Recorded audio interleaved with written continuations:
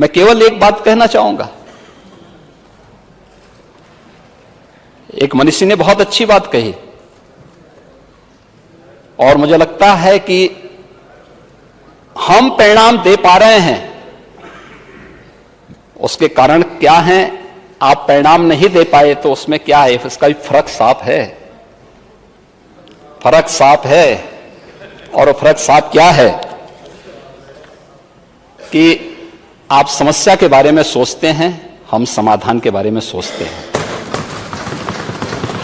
क्योंकि जब समस्या के बारे में कोई व्यक्ति सोचता है तो उसको बहाने 10 मिल जाते हैं। जब समाधान के बारे में सोचते हैं तो हमें रास्ते मिल जाते हैं। हमें इस बात को याद रखना होगा कि उत्तम समय कभी नहीं आता है, समय को तो उत्तम बनाना पड़ता है और हम लोगों ने उस समय को ही उत्तम बनाया है। यही फर्क है भारतीय जनता पार्टी में और समाजवादी पार्टी में। भारतीय जनता पार्टी समाधान निकाल करके लाती है। गांव, गरीब, किसान, नौजवान, महिलाएं, समाज के प्रत्येक तबके के हितों के लिए क्या कुछ किया जाना है, उसका समाधान भी हमारे पास है और उस प्रकार की योजनाएं बनती हैं। उन योजनाओं को लेकर के हम लोग आगे बढ़ते हैं और उन्हीं योजनाओं को फिर ईमानदारी के साथ क्रियान्वयन कैसे होना है, उन्हीं को लेकर के जब सरकार आगे बढ़ती है तो उसके परिणाम भी हम सबके सामने देखने को मिलते हैं। मैं देखता था माननीय नेता प्रतिपक्ष को, एक तरफ किसान की बात कर रहे थे, दूसरी तरफ उन्हें गोबर में बदबू नजर आ रही थी। कैसी विडंबना है। गोबर तो हमारे यहां गाय का गोबर तो बड़ा पवित्र माना गया है और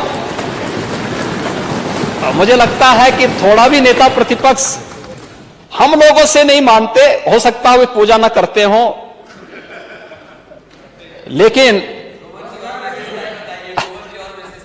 मैं वही आ रहा हूं। मुझे लगता है कि अगर आपने चचा शिवपाल जी से ही कुछ सीखा होता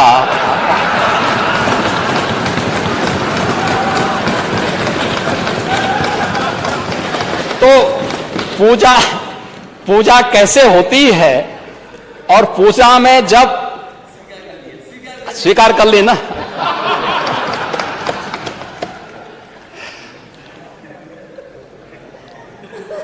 आप देखते होंगे घरों में जब पूजा होती है हर एक जगह मूर्ति नहीं होती। हाँ, गाय का गोबर, आप तो इसीलिए यही चाचा के संपर्क में आने का परिणाम है ये।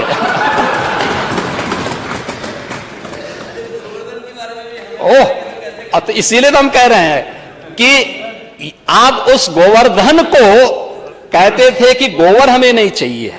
आप मुझे बताइए, कृषि प्रधान देश भारत की कृषि प्रधान व्यवस्था बगैर गाय की नहीं हो सकती और बगैर गाय के गोबर से नहीं हो सकती है।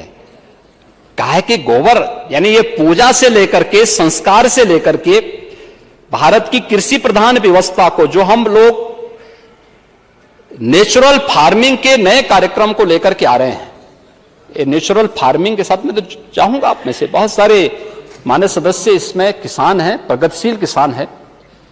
आप देखना, नेचुरल फार्मिंग आपके पेस्टिसाइड, फर्टिलाइजर और केमिकल की जितनी समस्या यानी जो भी ये इससे इफेक्ट, साइड इफेक्ट है, इससे मुक्त करते हुए आप एक ऑर्गेनिक प्रोडक्ट देने की स्थिति में होंगे। और ये नेचुरल फार्मिंग बगैर गौ माता के संभव नहीं है और सरकार उसको उसी दिशा में आगे बढ़ाने का काम कर रहा है। सरकार उसी दिशा में इस कार्यक्रम को आगे बढ़ाने का कार्य कर रही है। लेकिन आपको गाय के गोबर में बदबू आती है, क्योंकि अगर आपने पूजा किया होता, गाय के गोबर को लक्ष्मी के रूप में रखा होता, तो भारत की समृद्धि का प्रतीक तो वहीं से प्रारंभ होता है। संभवतः आप ये प्रश्न यहां पर नहीं किए होते।